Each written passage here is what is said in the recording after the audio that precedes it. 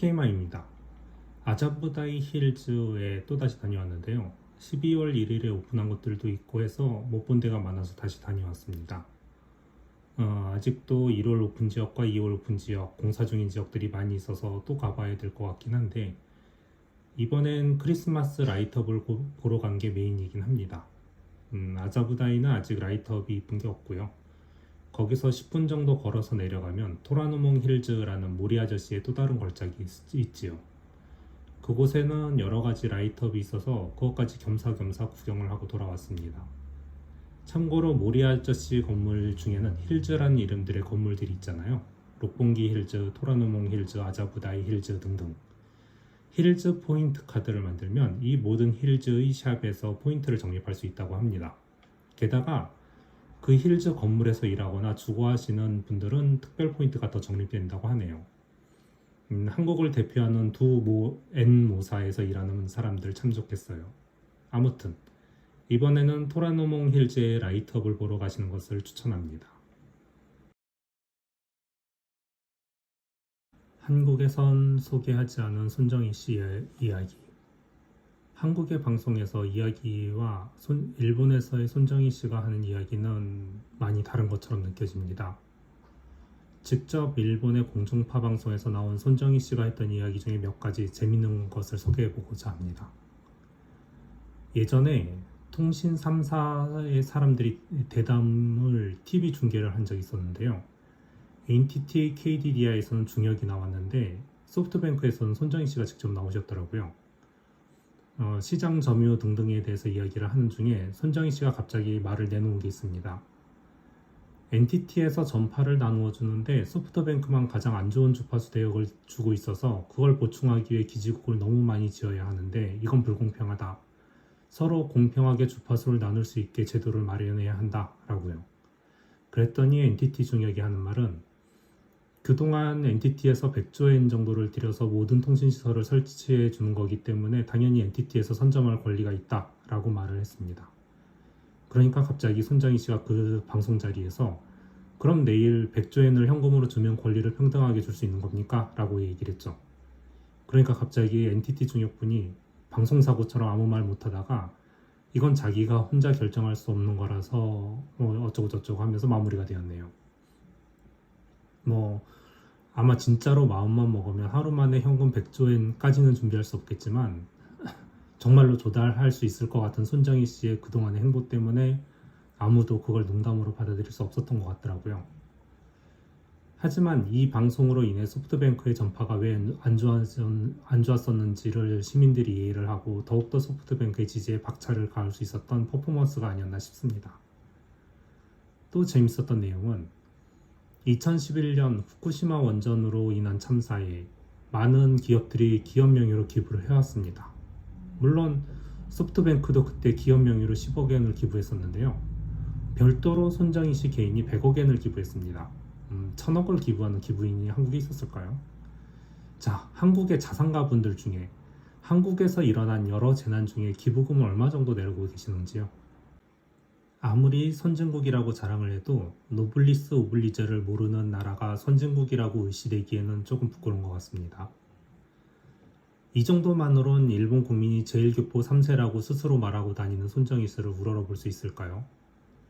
손정희 씨는 자신의 트위터를 직접 보는 것을 좋아한다고 합니다. 즉 한국의 기업 총수는 SNS를 한다고 해도 거의 비서나 담당자가 별도로 있고 이미지 관리만 하잖아요. 때문에 담당 비서나 담당자에 의해서 필터링된 정보만 볼 수밖에 없을 겁니다. 후쿠시마 참사 이후에 일반인이 어떤 트위터를 통해서 자기는 소프트뱅크 핸드폰을 가지고 있는데 쓰나미로 침수돼서 쓸 수가 없는데 다른 복구도 너무 힘들어서 핸드폰을 공짜로 어떻게 안 될까요? 하는 이야기를 손정희 씨를 앞으로 남긴 것을 손정희 씨가 보았다고 합니다. 그리고 바로 다음날 그 트위터의 댓글로 후쿠시마 지역 재난으로 못 쓰게 된 소프트뱅크 휴대폰 약 300만 대에 대해 전부 무상으로 교체해 주겠다고 알리고 바로 시행했다고 합니다. NTT도 KDDI도 하지 못했던 일이죠. 물론 한국에서도 이런 일 할 리가 없겠죠. 한국조차도 조금만 문제가 생겨도 사교상 이건 유상입니다 하면서 유저의 돈을 갈취하잖아요. 게다가 뭐 H모 자동차는 자기네 결함을 숨기는데 엄청난 돈을 쓰거나, 제가 S사 옥내기를 자기네 결함이라고 말해놓고선 규정상 수리엔 돈을 내야 한다고 그냥 쓰시던가 하고 라고 말을 해서 집어 던지고 나온 뒤에 절대 S사건 안 사는 거랑 비교하면 너무 다른 수준의 차이를 보여주는 것 같습니다. 전 지금도 소프트뱅크를 쓰는데요. 이건 모든 걸 떠나서 그냥 소프트뱅크를 밀어주고자 하는 입장에서 쓴다고 보시면 됩니다. 제가 자주 안 가긴 하지만 스타벅스 카드를 산 것도 그 카드를 충전해서 결제하면 1%를 후쿠시마 재해 지원금으로 준다고 해서 난생 처음 스타벅스 카드를 사게 되었거든요. 이렇게 손정희 씨는 일본에서 우상으로 불릴 법한 일을 직접 나서서 하고 있기 때문에 한국에선 말하고 있는지는 모르겠는데, 일본에서는 일본인임이 아님에도 불구하고 우상이 되어 있습니다. 다른 TV에 직접 나와서 하던 이야기도 있는데요. 자기는 제1교포 3세라서 부모 세대부터 엄청난 편견 때문에 학교에서 무언가 대표를 하려고 했을 때도 제1교포라는 이유로 허락을 받지 못했다고 합니다. 중학교 때 장래희망을 적으라고 했을 때 교사라고 적었다고 했는데, 그걸 보고 담임이 불러서 제1교포는 일본의 어떠한 학교에서도 교사로 받아주지 않는다고 해서 충격을 받았다고 합니다. 저도 이 내용을 보고 놀랐었는데요. 웬만한 한국인이라면 여기서 열받아서 일본을 저주하지 않았을까요?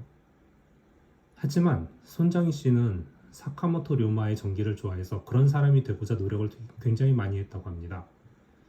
그리고 아버지가 병환으로 가게가 기울자 다른 형제들은 아버지를 돌보기 위해서 취업을 했을 때 이대로는 그냥 그런 인생이 될 것 같다고 판단해서 욕먹는 것을 각오하고 단신으로 미국으로 넘어갔다고 합니다. 거기서 온갖 잡일을 하다가 미국에서는 가전제품이 많은데 그 당시 일본에는 가전제품이 너무 형편없음을 깨닫고 일본으로 돌아와서 미국의 가전제품을 파는 양판점으로 성공했다고 합니다. 그리고 어느 정도 성공하자 일본에서 제일 잘 나가는 종합상사의 회장님을 찾아갔는데, 보통 회장님을 찾아갈 때는 연락해서 스케줄 잡고 그러는 거잖아요. 게다가 작은 일개 양판점 주인이 만나겠다고 했을 때 그냥 만나게 해주지도 않았을 거라고요. 그래서 약속했다고 거짓말을 하고 만나서 단도직입적으로 물어봤다고 합니다. 나중에 한 것이 이 회장님도 이놈이 누군가 하고 그냥 받아줬다고 했네요. 이것도 두 사람 다 평범한 사람이 아님을 나타낸 일화가 아니었을까 합니다. 이때 손정희 씨를 바꾼 계기가 바로 여기서 있었는데요. 손정희 씨는 회장님에게 바로 그냥 다이렉트로 물어봤다고 합니다. 회장님은 지금부터 새로운 사업을 한다면 무엇을 하실 건가요? 라고요. 그랬더니 회장님 말, 내가 나이가 10년만 젊었어도 통신 사업을 했을 거다. 이제 와서 손을 대기엔 너무 나이가 많아서 더 이상 사업 확장은 버겁다고 했습니다. 그 말을 듣고 바로 통신회사를 설립하고 이게 지금의 소프트뱅크가 된 것이죠. 다른 통신사들이 6,500엔짜리 인터넷을 팔고 있을 때 소프트뱅크만 2,400엔짜리로 내놔서 사람들이 열광을 했고요. 그리고 그 다음에는 휴대전화 사업까지 뛰어들었습니다. 휴대전화 사업도 NTT에서 월 9,800엔에 팔고 있던 걸 소뱅은 3,500엔으로 낮춰 팔면서 지금까지 통신회사들은 너무 폭리를 취하고 있다고 하고 자기들이 새로운 가격 체계를 만들겠다 하면서 파격적으로 가격을 낮추자 유저들은 또다시 열광을 했죠. 그래서 할 수 없이 타사도 3,500원으로 낮추니까 소뱅은 다시 980엔짜리 플랜을 내놨습니다. 도저히 NTT나 KDD에선 따라갈 수 없는 금액에 저건 적자니까 우리가 버티면 이길 수 있을 거야 하면서 3년을 버텨봤는데 3년 연속 신규 가입자 1위를 달성하면서 거의 3분의 1의 유저를 흡수해버렸습니다. 일본은 휴대폰 가입자가 1.2억 회선이기 때문에 처음에는 세컨드폰이나 기어폰으로 소프트뱅크를 많이 썼으나 이젠 학생이나 그다지 휴대폰을 쓰지 않는 사람들도 기본료가 적으니 소뱅 거를 쓰게 되었지요. 결국 NTT랑 KDDI는 가격을 1200엔까지 낮추면서 경쟁을 하게 되긴 했는데 이미 때는 늦어버렸습니다. 이때 저도 980엔짜리 가입을 했었는데요.